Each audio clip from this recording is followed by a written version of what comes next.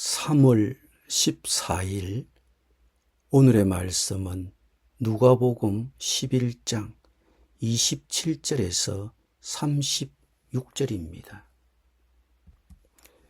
이 말씀을 하실 때에 무리 중에서 한 여자가 음성을 높여 이르되 당신을 뵌 태와 당신을 먹인 젖이 복이 있나이다 하니 예수께서 이르시되 오히려 하나님의 말씀을 듣고 지키는 자가 복이 있느니라 하시니라. 무리가 모였을 때에 예수께서 말씀하시되 이 세대는 악한 세대라.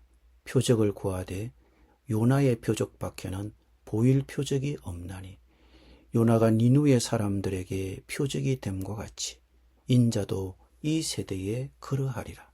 심판때에 남방여왕이 일어나 심판때에 남방여왕이 일어나 이 세대 사람을 정죄하리니 이는 그가 솔로몬의 지혜로운 말을 들으려고 땅 끝에서 왔음이거니와 솔로몬보다 더 큰 이가 여기 있으며 심판때에 니누의 사람들이 일어나 이 세대 사람을 정죄하리니 이는 그들이 요나의 전도를 듣고 회개하였음이거니와 요나보다 더 큰 이가 여기 있느니라.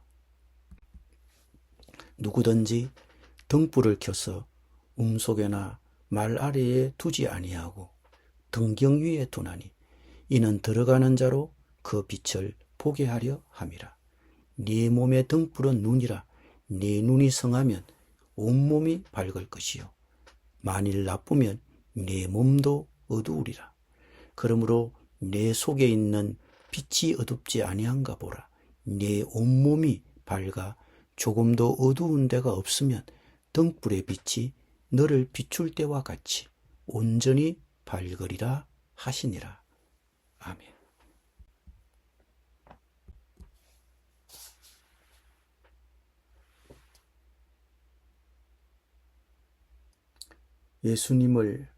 예수님을 시기하고 미워하는 사람들은 예수님이 하나님이 보내신 자라는 표징을 보여달라고 예수님께 증거를 요구했습니다. 증거를 보여달라는 그들에게 예수님은 한 가지 실화를 들려주셨습니다. 그것은 이스라엘의 역사에 나오는 요나의 이야기입니다. 요나는 북이스라엘의 선지자였습니다. 그는 어느 날 하나님으로부터 아수르의 수도 니누웨로 가서 지금부터 40일 후에 하나님의 심판이 있을 것이니 그들이 회개하도록 촉구하라는 명령을 받았습니다. 그러나 그런 하나님의 명령은 그로서는 뜻밖의 명령이었습니다. 당시 북이스라엘은 국력이 약해 북쪽의 강대국 아수르와 남쪽의 강대국 애굽 사이에서 근근히 명운을 유지하고 있었습니다. 포악한 아수르 제국은 자기의 속국이었던 이스라엘을 종종 그들의 군대를 동원해 이스라엘을 위협했습니다. 그런 아수르 제국의 수도에 자기를 보내 하나님의 심판을 경고하고 회개를 선포하라고 하니 요나는 그것이 죽기보다 더 싫었을 것입니다. 요나의 입장에서 볼 때 아수르 제국은 망해야 하는 악한 나라였습니다. 그래서 그는 하나님의 명령을 듣고 싶지 않았습니다. 그래서 그는 하나님의 명령을 어기고 피해 도망을 칩니다. 그러나 하나님은 도망가는 그가 탄 배를 태풍으로 덮치셨습니다. 그러자 선원들은 자신들이 위기를 만난 이유가 요나 때문임을 알고 그를 바다에 던져버렸습니다. 그러나 하나님은 큰 물고기를 보내어 그를 삼키게 하고 3일 후 그를 어느 해안가에 토해내었습니다. 이런 사건이 있은 후 요나는 더 이상 하나님의 명령을 거절할 수 없음을 알고 아수르 제국 적국의 수도를 찾아가 적국의 백성들에게 회개하라고 외쳤습니다.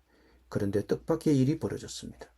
하나님의 경고를 들은 일반 서민들과 정치 지도자, 왕에 이르기까지 티끌을 뒤집어쓰고 눈물로 자신들의 죄악을 회개했습니다. 기적 같은 일이 벌어진 것입니다. 그리고 그들은 하나님의 심판을 면하게 되었습니다. 단지 요나의 경고만 듣고서도 말입니다. 그 백성들이 요나에게 당신이 하나님이 보낸 선지자를 선지자라는 증거를 보여달라고 요구하지 않았습니다. 단지 요나의 경고만 듣고 회개했습니다.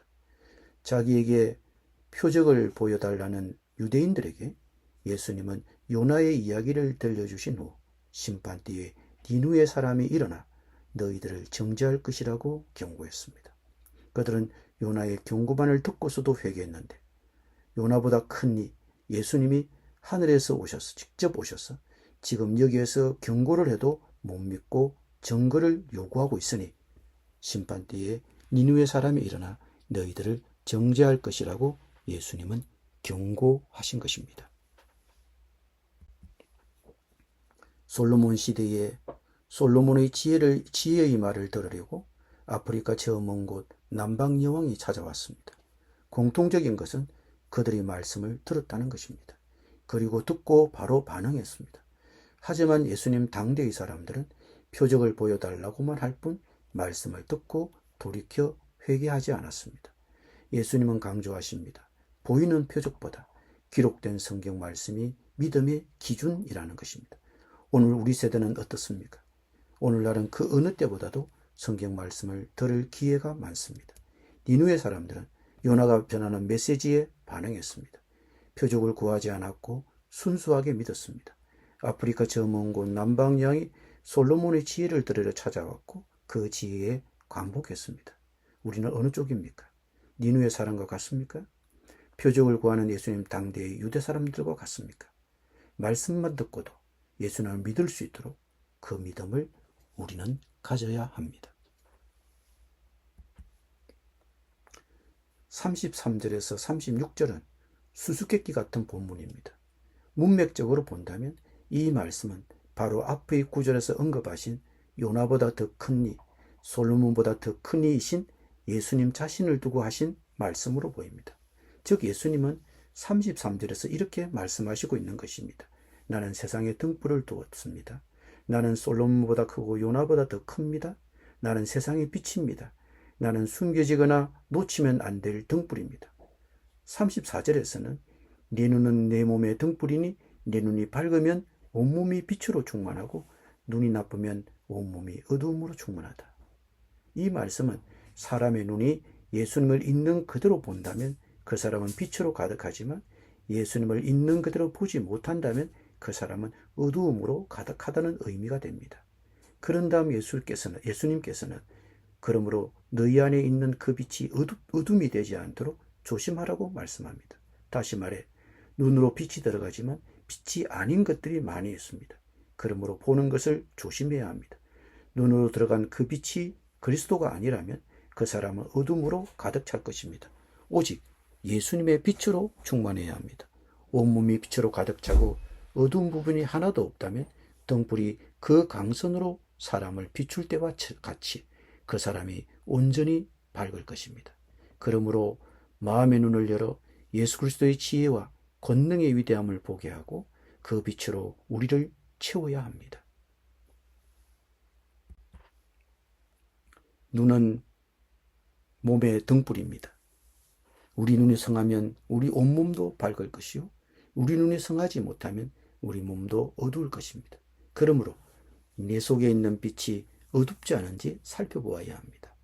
우리의 온몸이 어두운 데가 하나 없이 빛으로 가득 차 있다면 마치 등불이 그 빛을 너에게 비출 때와 같이 우리에게 비출 때와 같이 우리 온몸이 밝을 것입니다. 예수님은 바로 그 빛이십니다. 우리 온몸이 그 빛으로 가득 차 있다면 우리 온몸이 밝을 것입니다. 그 빛 대신 예수님의 말씀을 듣고 믿어 그 빛으로 우리 온몸이 가득 차 우리 온몸이 밝습니까? 아니면 예수님의 말씀만으로는 믿지 못해 증거를 구하고 있습니까? 그러면 여전히 우리 몸은 어두울 것입니다. 내 속에 있는 빛이 어둡기 때문입니다. 우리 온몸이 빛으로 가득 차 있다면 마치 등불이 그 빛을 우리에게 비출 때와 같이 우리의 온몸이 밝을 것입니다. 기도드립니다. 빛 대신 주님, 예수님, 우리가 주님의 빛으로 가득 차서 마치 등불이 그 빛으로 비출 때와 같이 우리 온몸이 밝아져 감사를 드립니다. 여전히 표적을 구하고 말씀만으로 주님을 받아들이고 믿지 못하는 이 세대를 불쌍히 여겨 주옵소서. 예수님의 이름으로 기도드립니다. 아멘.